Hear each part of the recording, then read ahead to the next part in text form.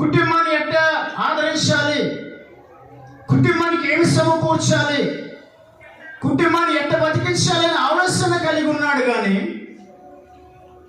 చూడండి, దేవుడి రాజ్యాన్ని కట్టాలని ఆలోచన అతనికి రాలేదు. అంటే అతను పడే ప్రయాస ఎలాంటిదంటే క్రీస్తు లేకుండా ప్రయాసపడుతున్నాడు. చిన్న వయసు కాడి నుంచి కూడా అతను ఏం చేస్తున్నాడంటే చేపలు పట్టే నేర్పరు అన్నమాట. అతను చేపలు పట్టే దానిలో మంచి నేర్పరే. ఆ సముద్రపు తీరమున చూడండి, అక్కడ సముద్రం తీరమున ఎక్కడ ఏదుందో కూడా తెలుసు అతనికి. మనకు తెలియకపోవచ్చు. చూడండి, మన ఇంట్లో కుటుంబ పరంగా చూస్తే మన ఇంట్లో ఏది ఉందో కూడా మనకి తెలియదు. కానీ అతనికి సముద్రపు తీరమున అన్నీ తెలుసు. అంటే ఎక్కడ వల వేస్తే చేపలు పడతాయి, ఎక్కడ లోతు ఉంటుంది, ఎక్కడ లోతు తక్కువగా ఉంటుంది, ఎట్ట నేను ఈదుకుంటూ పోవాలి, ఎట్ట నడుచుకుంటూ వెళ్ళాలి, ఎట్ట నడిస్తే నేను పోగలుగుతాను అనే ఆలోచనలన్నీ కూడా పేతురు గారికి తెలుసు. అంటే తెలుసు. కానీ చూడండి, క్రీస్తు ఉన్నాడు, నా కొరకు ప్రాణం పెట్టిన దేవుడు ఉన్నాడు, ఆయన నేను కలుసుకోవాలనే జ్ఞానం అతనిలో లేదండి. ఎందుకు లేదు అంటే అతను ఎవరో మాట్లాడదయా. చూడండి, యేసు గురించి అతనికి చెప్పిన వారు ఎవరు లేరండి. ఈనాడు యేసు ప్రభు గురించి మనకు టీవీల్లో వినపడుతుంది, కడపత్రాల ద్వారా వినపడుతుంది, అనేకమైన సేవల ద్వారా వినపడుతుంది. కానీ ఆనాడు ఏ ఛానల్ లేవు, ఏ టీవీలు లేవు, ఏ కడపత్రాలు కూడా లేవండి ఆనాడు. చూడండి, దేవుడు ఏమీ లేనప్పుడు చూడండి అతనికి క్రీస్తును ఆరాధించాలి. నన్ను సృజించిన దేవుడు ఉన్నాడు, నా కొరకు ప్రాణం పెట్టిన దేవుడు ఉన్నాడు, నా కొరకు రక్తం చిందించిన దేవుడు ఉన్నాడు, నా కొరకు సిలువలో వేలాడబడి చనిపోయిన దేవుడు ఉన్నాడు, నాకు రూపాన్ని ఇచ్చిన దేవుడు ఉన్నాడు అనే ఆలోచన పేతురు గారిలోకి రావట్లేదు. ఎందుకు రావట్లేదంటే సత్యము తెలియట్లేదు అతనికి. సత్యం చెప్పిన వాళ్ళు లేరు. ఈనాడు మనకు సత్యం వినపడుతుంది. 3 దినములు మంచి దైవ సేవకులు మంచి వర్తమానాలు చెప్పారు. మనకి చెప్పలేదా? ఒక శ్రేష్టమైన వర్తమానాలు చెప్పారు. చూడండి, ఆ వర్తమానాలు మనం తీసుకుంటే ఏమవుతామంట? ధన్యులు అవుతాము. ఇతనికి అలాగే చెప్పిన వాళ్ళు లేరండి. అయినా కూడా చూడండి, దేవుడు పేతురుని బిచ్చి లేని వాడిని, జ్ఞానము లేని వాడిని, ప్రేమ లేని వాడిని, విశ్వాసము లేని వాడిని, యథార్థత తెలియని వాడిని కూడా వేరుపరచుకోవడానికి పేతురుని వేరుపరచుకొని పిలుచుకున్నాడండి. ఏమంటున్నాడు? పేతురు, నీ దోణ లోతులోకి నడిపించవయ్యా. చూడండి, బదులు మాట్లాడలేదు. ఎందుకయ్యా లోతులోకి ఎందుకు నడిపించాలి? నాకంతా తెలుసయ్యా, సముద్రంలో ఎక్కడ ఏది ఉందో కూడా నేను ఈత ఎదగలుగుతాను, పడవ నడపగలుగుతాను, వల వేయగలుగుతాను, చేపలు పట్టగలుగుతాను అని సాకులు చెప్పలేదండి.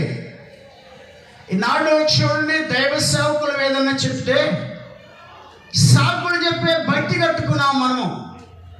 సాకులు కలిగిన భక్తే కానీ భక్తిలో శక్తి లేదు.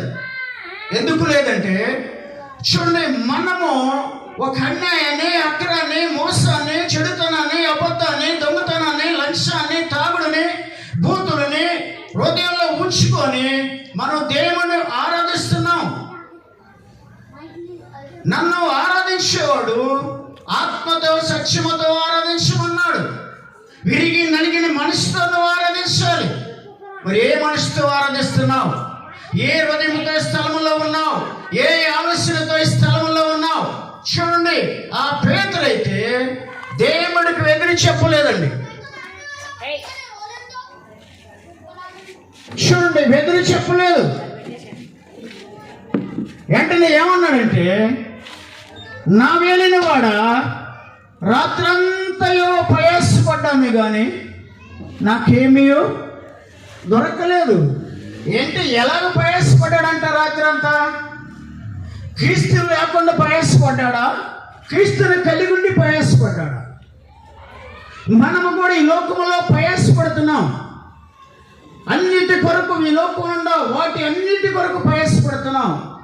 భోగీక్షల కొరకు ప్రయాసపడుతున్నాము. లోకంలో ఏమున్నాయండి? మూడే చెప్పాడు. ఏమున్నాయి?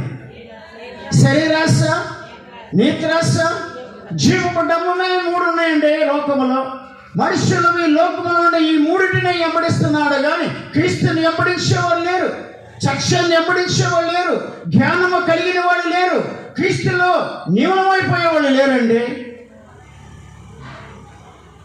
బైబిల్ ఏమంటుంది? నువ్వు జీవిస్తున్నావు అనుకుంటున్నావు కానీ నీవు మృతుడవే. అంటే బతికున్నా కూడా ఏమై ఉన్నావు? చచ్చిపోయి ఉన్నావు. జాగ్రత్త. ఆత్మీయంగా చచ్చిపోయావు నీవు. ఆత్మలో చచ్చిపోయినంత కాలము ప్రభుకు దూరం అవుతావు కానీ క్రీస్తుకు దగ్గర అవ్వలేవు. లోకానికి దగ్గర అవుతావు కానీ ప్రభుకు దూరం అవుతావు. లోకాన్ని ప్రేమిస్తావు కానీ ప్రభువుని ప్రేమించలేవు. ఎందుకు ప్రేమించలేవంటే సాక్ష్యం అనే హృదయంలో లేదు. సాక్ష్యం ఉన్నట్టే నటిస్తున్నావు. నటించే భక్తి మనలో ఉంది. అందుకే ఇక్కడ ఏమంటున్నాడంటే పేతురు దేవుడు లేకుండా ప్రయాసపడ్డాడు. ఏమన్నాడు? ఆయనను నీ మాట చెప్పునా వలవేస్తాను. చూడండి, దేవుడు చిత్తానికి లోపడేవారు కావాలి. ఒక దైవ సేవకుడు ఒక మాట చెప్తే వెంటనే విధేయత చూపించాలండి. విధేయత చూపించాలి. అదే ఒక క్రైస్తవుల లక్షణము. అదే ఒక నిజమైన విశ్వాస లక్షణము. అదే ఒక నిజమైన బోధకుడు లక్షణము. అదే నిజమైన ఆత్మీయ జీవితంలో ఎదుగుతున్నామని అర్థం. మరి లోపడ్డావా? విధేయత చూపిస్తున్నావా? ఇప్పుడే వస్తానే వెళ్ళిపోతావు. ఎందుకు వెళ్ళిపోతావంటే నీలో లోతైన విశ్వాసము లేకపోవటం వల్ల, క్రీస్తు ప్రేమ నీలో లేకపోవటం వల్ల, తగ్గింపు జీవితం నీలో లేకపోవటం వల్ల.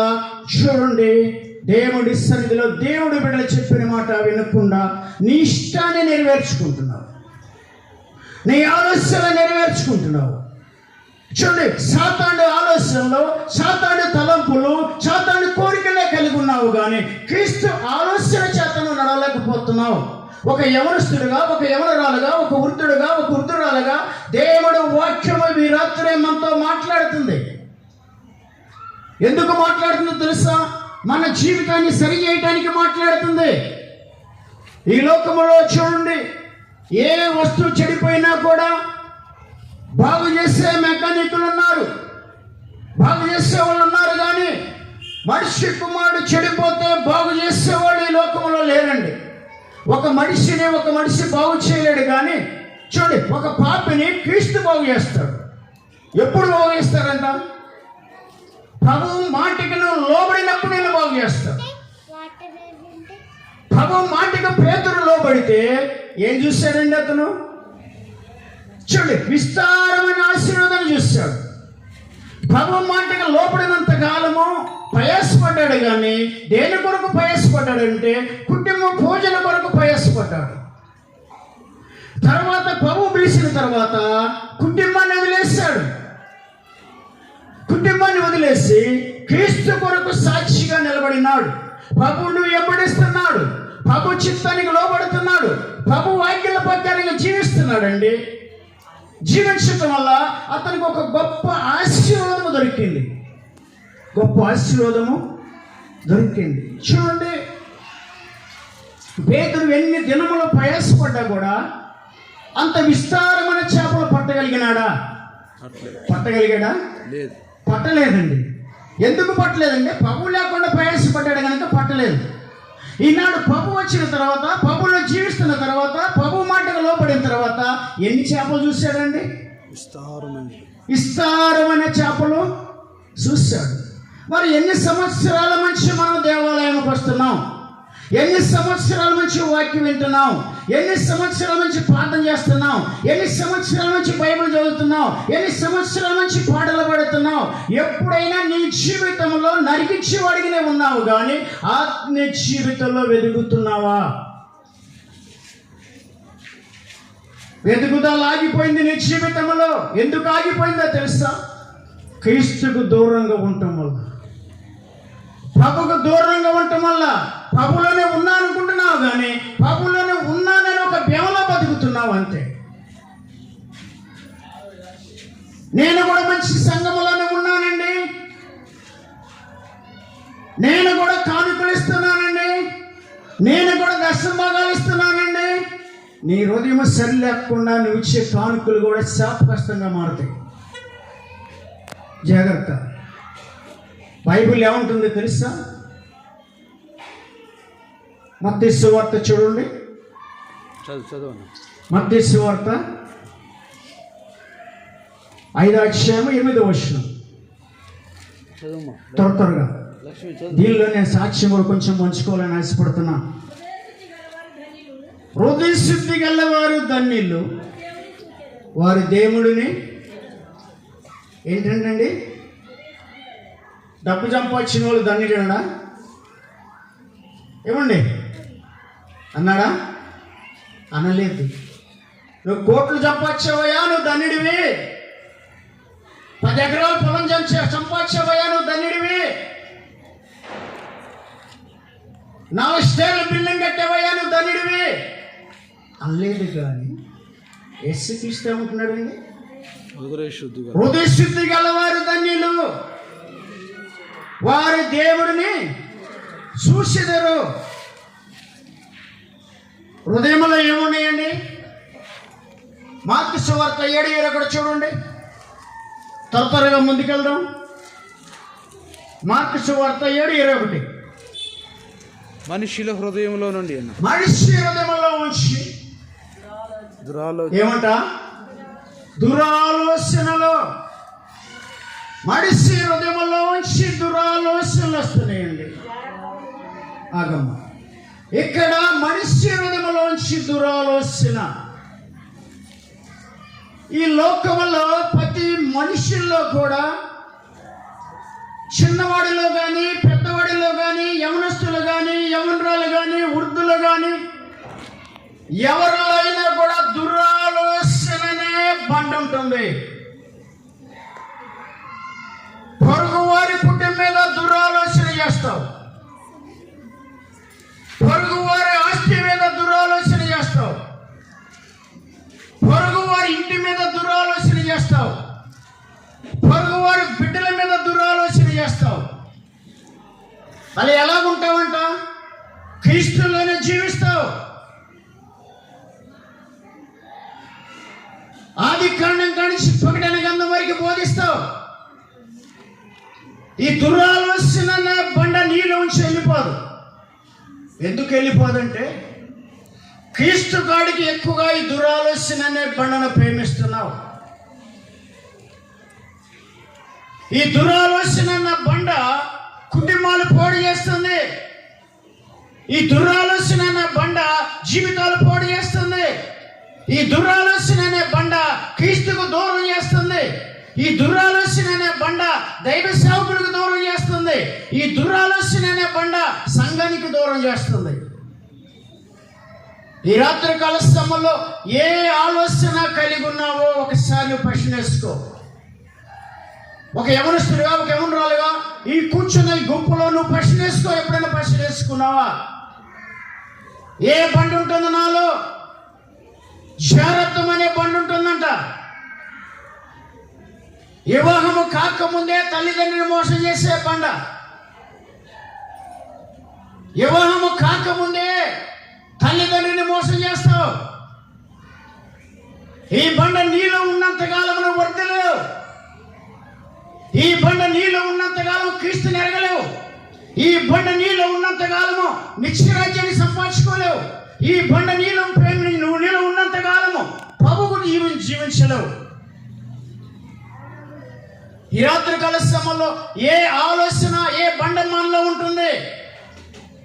ఆలోచించండి. ఒక యవనస్తుడిగా, ఒక యవనరాలుగా ఆలోచించు. ఏ బండ నీలో ఉంటుందో? ఎన్నిసార్లు తల్లిదండ్రులు మోసం చేశావు? ఎన్నిసార్లు నీ గురించి నీ తల్లిదండ్రులు ఏడ్చారు? ఎన్నిసార్లు నీ భార్య ఏడ్చింది? ఎన్నిసార్లు నీ భర్త ఏడ్చారు నీ గురించి? ఒక చెల్లిగా, ఒక తల్లిగా దేవుడి వాక్యం మనతో మాట్లాడుతుంది. ఈ రాత్రి కాల సమయంలో నువ్వు ఎలాగున్నావు? ఏ బండ చేత నువ్వు నింపబడి ఉన్నావు? ఏ ఆలోచన చేత నింపబడి ఉన్నావు? ఎక్కడ నువ్వు క్రీస్తుని ఏ జీవితంలో నువ్వు జీవిస్తున్నావు క్రీస్తుని లేకుండా? ఏం బండ అంటది? దురాలోచన అనే బండ, జారత్వం అనే బండ. చదువుమా. దొంగతనములను, నరహత్యలను. చాలమ్మా. చూడండి, దొంగతనం అనే బండ అంట. ఎక్కడ ఉందండి ఆ బండ? ప్రతి హృదయంలో వేలుబడి చేస్తుంది దొంగతనం అనే బండ. మనం ఆఫీసులో నమ్మకంగా జీవించలేని బండ, ఆఫీసుల్లో మనకి యథార్థత లేని బండ, ఉద్యోగం చేసే కాడ నమ్మకత్వం లేని బండ. చూడండి, ఉద్యోగం చేసే ఒక ఓనర్ ఉన్నాడు, నేను పిలిచిన ఓనర్ ఉన్నాడు అనుకోండి, ఆయనగా నమ్మకంగా జీవించలేవు, ఉద్యోగాన్ని నమ్మకంగా చేయలేవు, క్రీస్తుకు నమ్మకంగా బతకలేవు. ఎందుకు అంటే ఈ చూడండి, దొంగతనం అనే బండ నేను ప్రేరేపణిస్తుంది. దాన్ని నువ్వు సరి చేయకుండానే, దాన్ని విడిచిపెట్టకుండానే బాప్టిజం తీసుకుంటావు, రొట్టె తీసుకుంటావు. ఎక్కడికి వెళ్తావు? ఎక్కడికి వెళ్తావు? నువ్వెక్కడ ఆగిపోయావు నీ జీవితంలో? నీ ప్రయాణం ఎక్కడ? ఆలోచిస్తున్నావా? బైబిల్లో ఏమనుందో తెలుసా? లంచగొండి గుడారం ఏం చేస్తుంట? కాల్చి వేయబడుతుంది. నువ్వు లంచము తీసుకున్న చేతులతో బైబిల్ పట్టుకున్నావంటే నీ కుటుంబంలో అనేకమైన అనర్థాలు వస్తాయి. ఆ లంచం డబ్బులు తీసుకొచ్చి నీ పిల్లలు పూజిస్తున్నప్పుడు బలహీనలు అయిపోతున్నారు. జాగ్రత్త, వ్యాధిగ్రస్తులు అయిపోతున్నారు. నువ్వు చంపొచ్చే డబ్బంతా కూడా హాస్పిటల్ పాలైపోతుంది. ఎందుకో తెలుసా? క్రీస్తు లేకుండా చంపుతున్నావు గనక, ప్రభు లేకుండా చంపుతున్నావు గనక, ప్రభు చిత్తానికి లోపడకుండా చంపుతున్నావు గనక, ఆయన విశ్వాసం లేకుండా చంపుతున్నావు గనక. చూడండి, మంచి జీవితంలో కూడా మనము ప్రభు కొరకు బతకాలి. అందుకే చూడండి, ఇక్కడ ఈ దురాలోచన అనే బండ, దొంగతనం అనే బండ, నరహత్య అనే బండ ఏముందంట? నరహత్య అనే బండ. చూడండి, ఈ నరహత్య అనే బండ కత్తితోని పొడవరు కానీ మాటలు, కత్తిపోటు లాంటి మాటలు పలుకుతారు. జాగ్రత్త. భార్యని హింసిస్తారు, భర్తని హింసిస్తారు. ఎందుకో తెలుసా? కీర్తిని మర్చిపోయి, దేవుణ్ణి మర్చిపోయి, సజీవుని మర్చిపోయి, నీ కొరకు ప్రాణం పెట్టిన దేవుని మర్చిపోయి, భర్త కష్టపడి పనిచేసేస్తే హింసిస్తావు.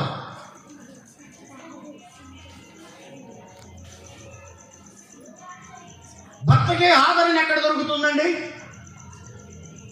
శరీర సంబంధంగా ఆదరణ ఎక్కడ దొరుకుతుంది? భార్య దగ్గర దొరుకుతుంది. జాగ్రత్త. నీ భర్త నీ దగ్గర ఆదరణ పొందాల్సిన వాడు. ఇంటికి వచ్చి నీ కాంచి నీ భర్త హింసిస్తుంటే, దుఃఖ పెడుతుంటే, గాయపరుస్తుంటే, కత్తిపోటు లాంటి మాటలు పలుకుతుంటే నీ భర్తకి ఇంకెక్కడ ఆదరణ ఉంది? ఎవరు ఓదార్చాలి నీ భర్తని? ఓదార్చాల్సిన నీవు గాయపరుస్తుంటే నీ భర్తకి ఇంకా ఆదరణ ఎక్కడ ఉంది? ఈ రాత్రి కాల సమయంలో నీవు కూడా కత్తిపోటు లాంటి మాటలు పలుకుతున్నావేమో. ఆ మాటలు కనుక నీలో ఉంటే ప్రభు దగ్గర పశ్చాత్తాపడి, ప్రభువా నాలో కత్తిపోటు లాంటి మాటలు ఉన్నాయ్యా, దినదినము కూడా నా భర్త నివసిస్తున్నాను, దినదినము కూడా నా భార్య నివసిస్తున్నాను, దినదినము నా భార్య మీద అనుమానం పోపా, దినదినము నా భర్త మీద అనుమానం పోపా, దినదినము కూడా నా కుటుంబంలో నెమ్మది లేదు, దినదినము నా కుటుంబంలో సంతోషం లేదు, దినదినము కూడా నా కుటుంబంలో సమాధానం లేదు అని ప్రభువుని అడుగు. చూడండి, సామెతల గ్రంథము, నేను ఒక్కటి చెప్పి సాక్షిలోకి వెళ్తా. సామెతల గ్రంథము 14వ అధ్యాయము మొదటి నుంచి చదవాలి. ఏం చేస్తుందంట? జ్ఞానవంతురాలు తన ఇంటిని కట్టుకుంటుంది. మూడురాలు ఏం చేస్తుంది? అదేంటండి, ఇద్దరు ఒకడు కదా. చూడండి, జ్ఞానవంతురాలు ఎవరండి? మూడురాలు ఎవరు? జ్ఞానవంతురాలు ఎవరు అంటే దేవుడి యందు భయభక్తులు కలిగి చెడుతనాన్ని ఎత్తరించిన ఆమె జ్ఞానవంతురాలు. ఆమె కుటుంబాన్ని కట్టగలుగుతుంది, ఆమె భర్తను మార్చుకోగలుగుతుంది, భర్తను ప్రేమించగలుగుతుంది, భార్యని ప్రేమించగలుగుతాడండి. ఆమె కుటుంబాన్ని ఏం చేస్తుంటే ఆదరిస్తుంది. పెందలకాళ్ళు వేసి ఏం చేస్తుందంటే జ్ఞానవంతురాలు తన ఇంటిని చక్కబెట్టుకుంటుంది. భర్తను ఎటు పంపించాలో భర్తను ఎటు పంపిస్తూ ఉంది, పిల్లలు ఎటు పంపించాలో పిల్లలు పంపిస్తూ ఉంది. తర్వాత ఏం చేస్తుంది జ్ఞానవంతురాలు? ఏం చేస్తుంది? ప్రశాంతంగా నిద్రపోద్దా? కాదండి. మరి ఏం చేస్తుందా?